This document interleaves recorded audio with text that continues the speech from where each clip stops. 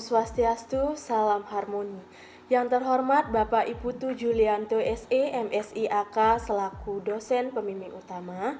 Yang terhormat Ibu Nilo Gede Erni Sulindawati SE AK MPD selaku dosen pembimbing pendamping. Yang terhormat Bapak Dr. Ibu Tu Gede Diatmike SE AK MSI selaku dosen perlaah. Pada kesempatan kali ini saya akan mempresentasikan proposal saya yang berjudul Pengaruh Perangkat Lunak Akuntansi, E-commerce, dan Human Capital terhadap kinerja usaha menengah di Kabupaten Buleleng. Namun sebelum itu, izinkan saya memperkenalkan diri terlebih dahulu. Perkenalkan, nama saya Ninengah Rati Rambut Sedana, NIM 1817051010 dari Prodi S1 Akuntansi. Adapun pokok bahasan dalam penelitian ini yang pertama yaitu pendahuluan, kemudian ada kajian teori, kemudian ada metodologi penelitian. Selanjutnya, pada bagian pendahuluan, peneliti menulis proposal ini dilatar belakangi oleh berbagai masalah. Seperti yang kita ketahui, 2 tahun terakhir Indonesia menghadapi pandemi COVID-19. Pandemi ini berdampak di segala aspek kehidupan, salah satunya yaitu pada sektor perekonomian. Penunjang terbesar perekonomian Indonesia yaitu UMKM. UMKM di Kabupaten Buleleng pun mengalami peningkatan di tiap tahunnya, salah satunya yaitu usaha menengah. Namun, akibat dari pandemi ini, usaha menengah mengalami penurunan kinerja. Yang dikutip dari artikel balitbank@buleleng.go.id tahun 2021, sebanyak 61% usaha menengah mengalami penurunan kinerja. Berdasarkan data dari Dinas Perdagangan, Perindustrian dan Koperasi, Usaha Kecil dan Menengah, Kabupaten Buleleng tahun 2022 terjadi penurunan pertumbuhan usaha menengah. Fenomena COVID-19 dan perkembangan teknologi saat ini yang kian pesat mengharuskan semua sektor usaha termasuk UMKM untuk memanfaatkan teknologi dalam menjalankan usahanya.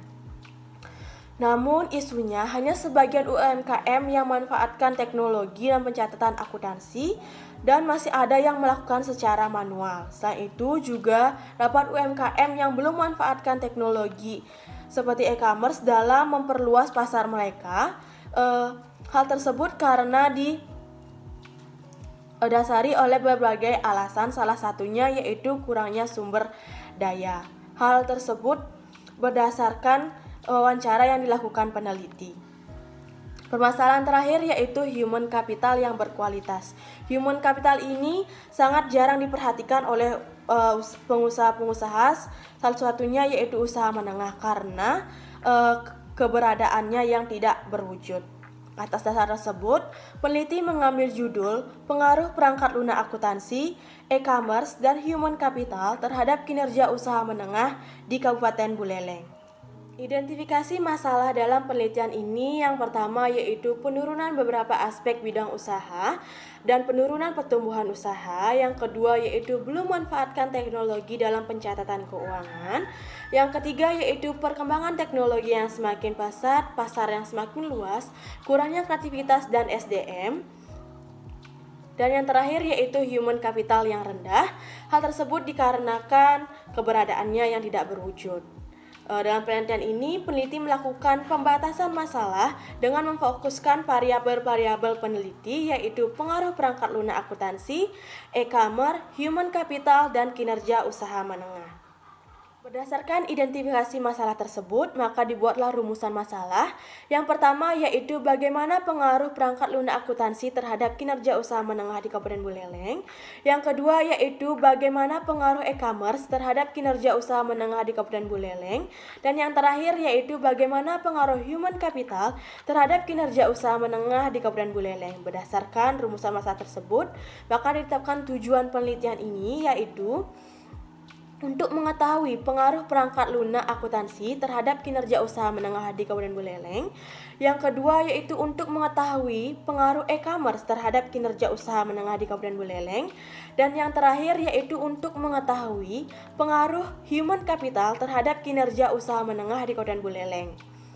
Berdasarkan rumusan masalah dan tujuan penelitian tersebut, maka diharapkan manfaat yang diinginkan dari peneliti, yaitu yang pertama adalah manfaat teoritis, agar nantinya dapat dijadikan referensi dalam penelitian selanjutnya, dan manfaat praktis yaitu dapat digunakan oleh pengelola usaha dalam mengambil keputusan untuk meningkatkan kinerja usahanya. Baik, selanjutnya yaitu kajian teori. Grand teori dalam penelitian ini yaitu research based theory atau teori sumber daya. Teori ini menjelaskan bahwa apabila suatu perusahaan mempunyai kelebihan kompetitif, maka suatu perusahaan mampu mendatangkan nilai tambah guna meningkatkan kinerja perusahaan. Yasrawan 2020. Kelebihan kompetitif yang dimaksud dapat berupa aset berwujud dan aset tak berwujud.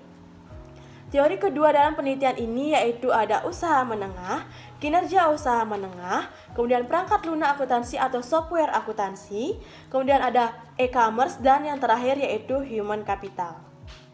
Selanjutnya yaitu kajian hasil penelitian yang berkaitan. Yang pertama yaitu Wahyuni DKK 2016 menyatakan bahwa perangkat lunak akuntansi tidak berpengaruh terhadap kinerja perusahaan di wilayah Depok. Yang kedua yaitu Julaika tahun 2016 menyatakan bahwa human capital berpengaruh secara signifikan terhadap kinerja UMKM di wilayah Tangerang Selatan. Kemudian menurut Sarah Stiarini tahun 2016, e-commerce berpengaruh positif terhadap kinerja perusahaan di Denpasar.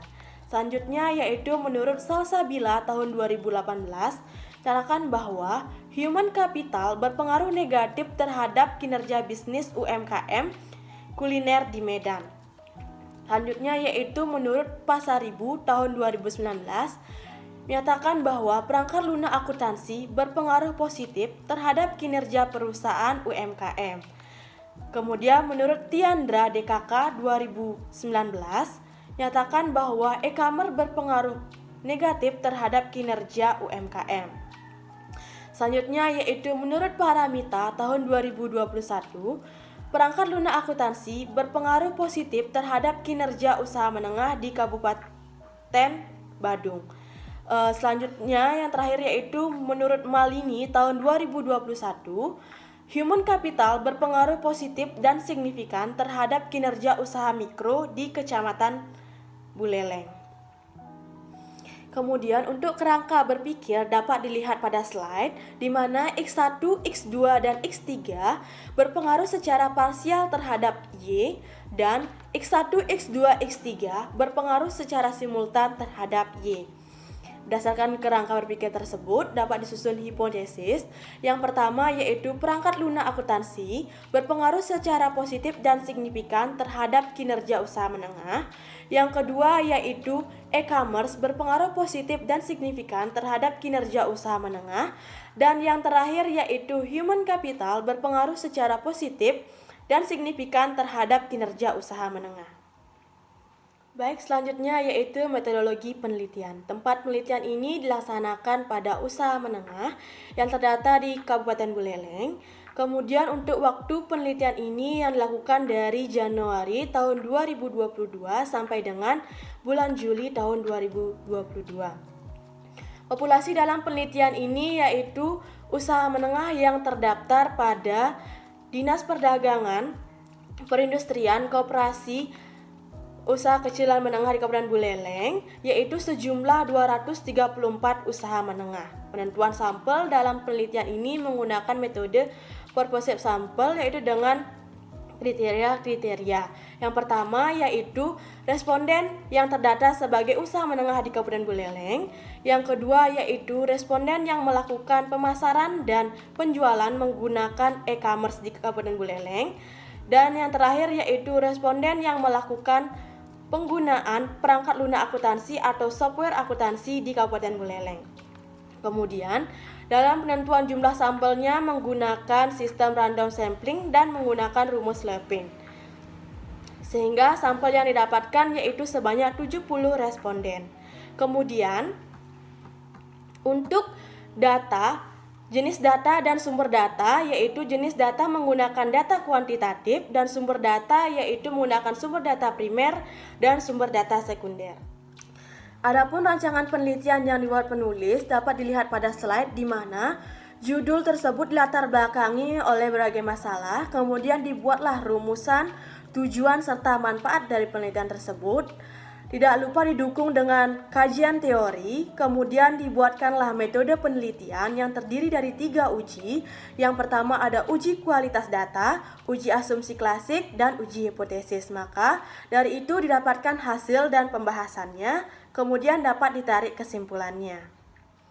Baik, selanjutnya yaitu metode pengumpulan data dan instrumen penelitian. Yang pertama yaitu metode pengumpulan data dilakukan menggunakan kuesioner untuk indikator masing-masing variabel. Yang pertama yaitu kinerja usaha menengah, terdiri dari pertumbuhan penjualan, pertumbuhan modal, penambahan tenaga kerja, pertumbuhan pasar dan pemasaran, dan yang terakhir yaitu pertumbuhan laba atau profit. Selanjutnya yaitu perangkat lunak akuntansi, terdiri dari kualitas software, kualitas informasi, kepuasan penggunaan software, dan dampak penggunaan software akuntansi.